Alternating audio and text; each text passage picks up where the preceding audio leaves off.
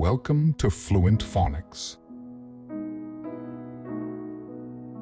Today we will discover the proper pronunciation of the word accesses.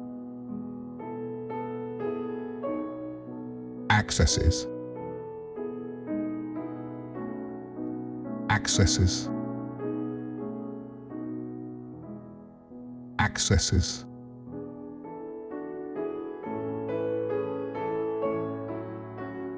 Here's an example of how one might use it in a sentence.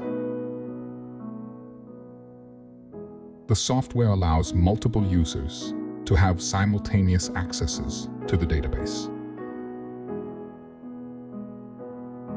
Accesses refers to the ability to enter or retrieve information from a system, database, or platform, often granted through a username and password for security purposes.